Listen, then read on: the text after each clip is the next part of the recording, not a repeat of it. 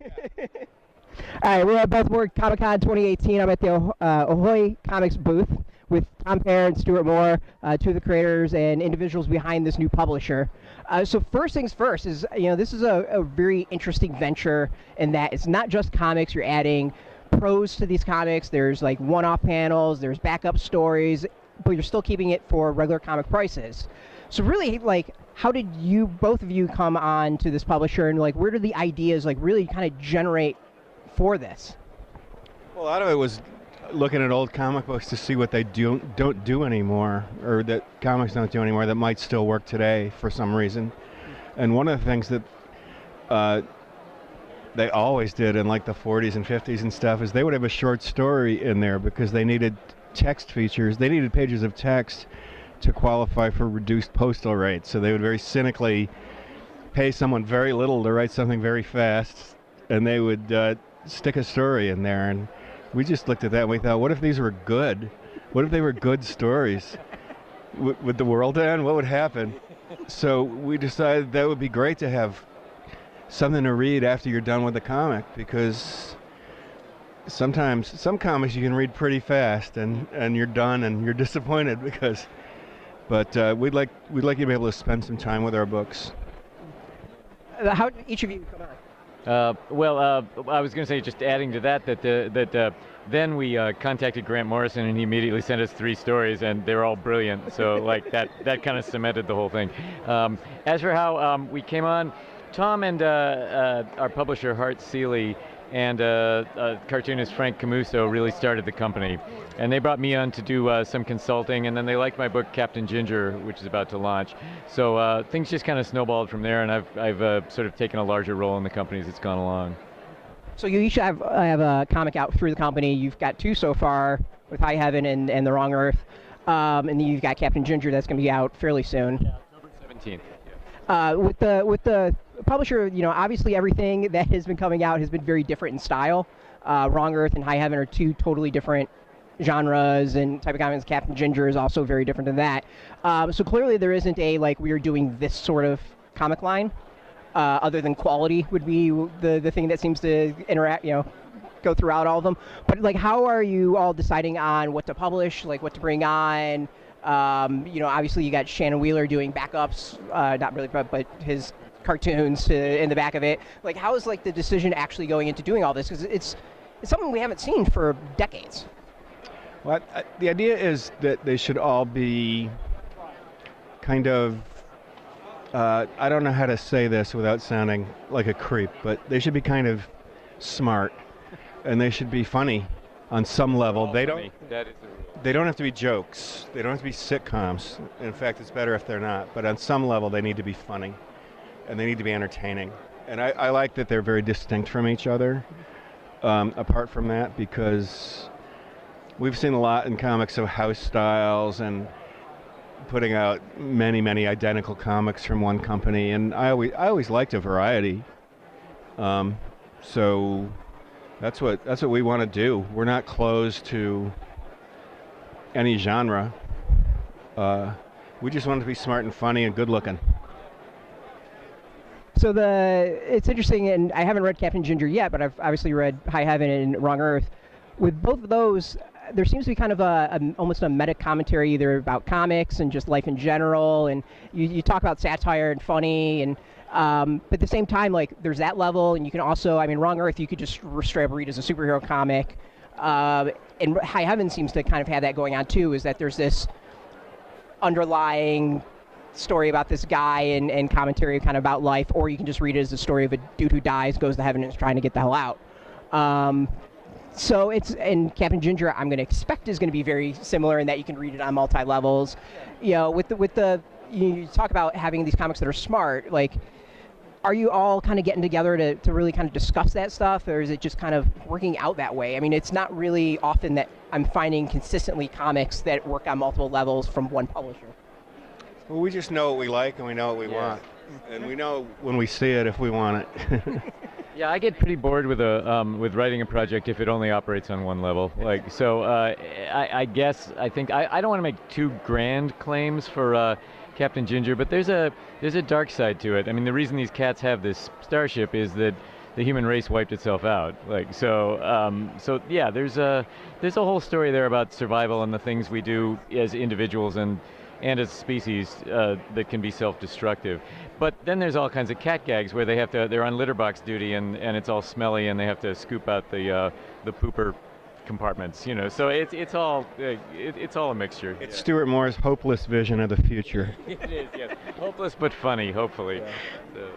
Uh, with the series, obviously like Jamal Eagles doing Wrong Earth. I'm blanking on the artist for High Up. Scott.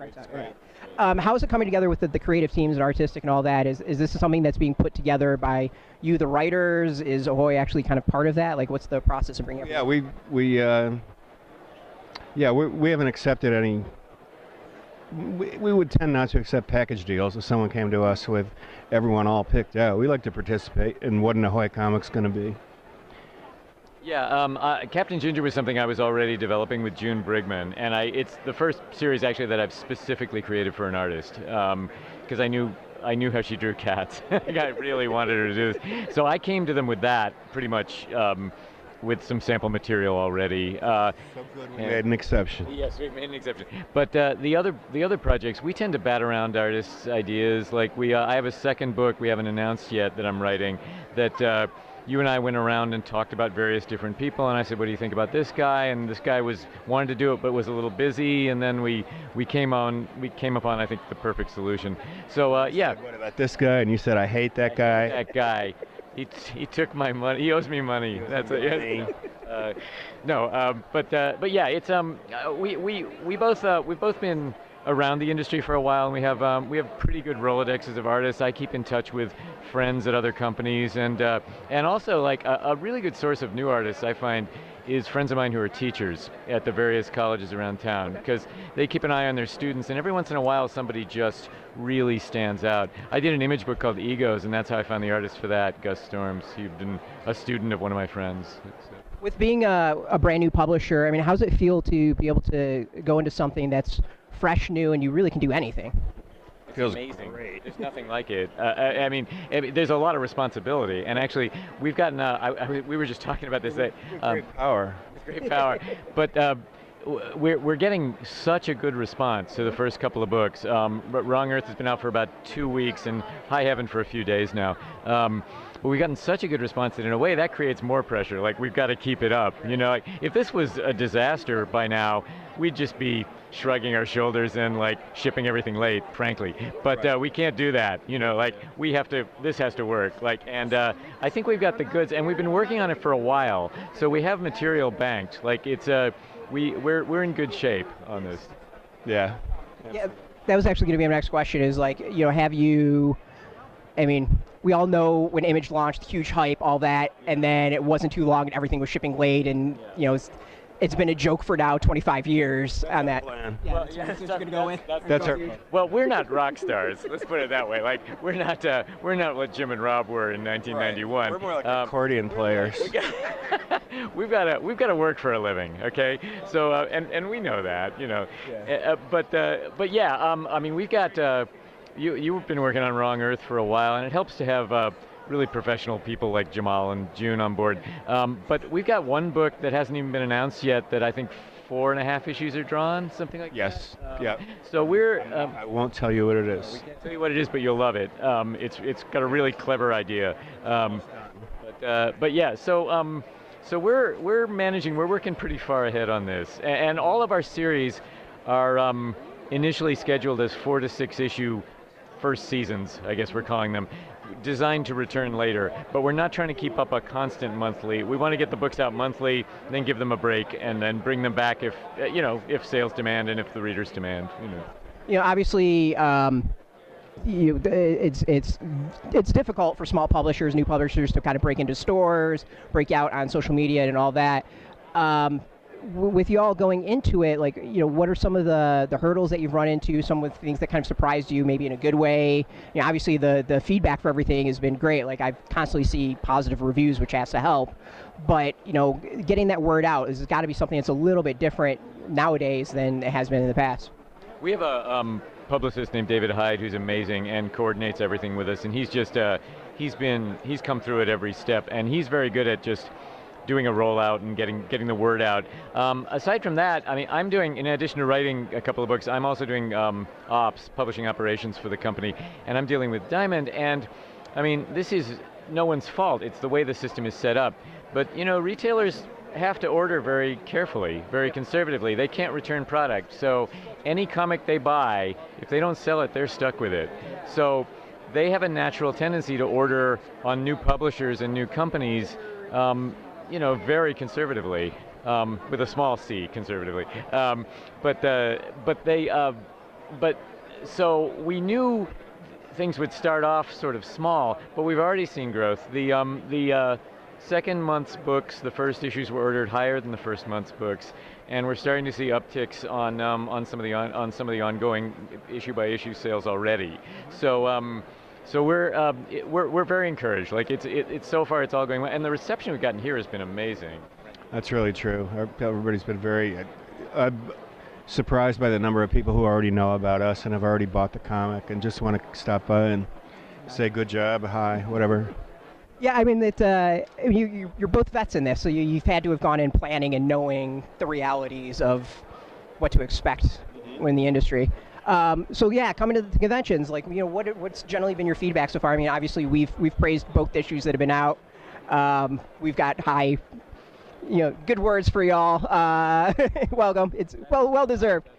Well, it helps that, you know, David paid us money, but it's all, yeah, he's good at what he does. I mean, we're good at it. No, so like coming to conventions, getting the feedback from folks, like how's it one feel for creators to do that? And then the other is, you know, generally kind of what you've been hearing. Obviously, it's good if you're having second issues higher. Yeah, it's just really encouraging. You know, when I go to my lonely room again to write, I'll probably feel a little better than usual because I've recently talked to some people who at least claim they enjoy it. I'm very tired, but it's all been good. You know, it's like I wouldn't. Let me just say, I wouldn't work this hard for just any company or just any group of people, but this has all been, it's all gone so well. It's been so encouraging. We've been given every tool we need by our publisher, Hart Seeley, who and it, you know, hopefully it'll just keep rolling along because so far it's going great. We're going to wrap it up. We've had you for a time now. For both of you, like, what has kind of been your surprise doing all this? Is like anything really stood out, something you didn't expect? Yeah, there is. It was surprising to get those Grant Morrison stories. I was surprised by that. That was a nice. I'm sure there's got to be a story behind that. Well, I asked him if we he both had worked with him in the past, like, and Grant's very prolific, and Grant just sort of does what he wants to do. So we hit him at the right time, and he just sent us these things, and they were brilliant. Like, they're all like incredible. Just ask at the right time, basically. It turned out he'd been thinking of writing something like that anyway, and he just thought he would have fun with it, and he did. I can answer the surprise question. For me, I'm generally of the strong opinion that people buy a comic for the lead story. Like, I think that's mostly the way it works. And the rest of the team, I mean, I was all on board with this, but the rest of the team was very, pushed very hard for all the extra features in the back and things like that. And I actually think one of the reasons Ahoy is getting as good a reception as it is the combination of the two. Like, the lead stories really work, but then there is a lot more to keep you reading, you know? And I wouldn't have thought that was as important as it seems to be, but I think it's a strategy that's all working out. Yeah, I mean, I could tell you, to wrap this up quickly, is like me reading those, like, I feel like, you know, you get your money's worth. It's not a 5-minute read. Yeah, you actually got something. This isn't some throwaway $4 thing. It actually feels like a valuable thing. Like, I'm just buying this issue to get the story arc, and, you know, I'm going to wait the month. It's I get a prose and this cartoon and a backup story and the main story. Like, it actually feels substantive, which is a rare thing in the industry. And again, we have some freedom to be flexible. The first issue of Captain Ginger is a full 35 pages of story, in addition to a few back features. So yeah, we're trying to mix things up. But we're trying to keep it chock full of stuff like that, like reading material. So. Cool. Well, I appreciate you both talking. Thank you. Thank you. Hey, thanks for watching the previous video from Graphic Policy Television. Just by watching, you help support our site. Thank you so much. Now, if you're watching these videos, you probably care about geeky things like movies, television, comic books, toys, games, video games, you name it. You can go and subscribe right now to our YouTube channel to stay in touch and catch all the new videos, or check out our website at graphicpolicy.com. There's a nice link on this end of the video. But as always, thank you for watching. Keep on rocking and keep it geeky.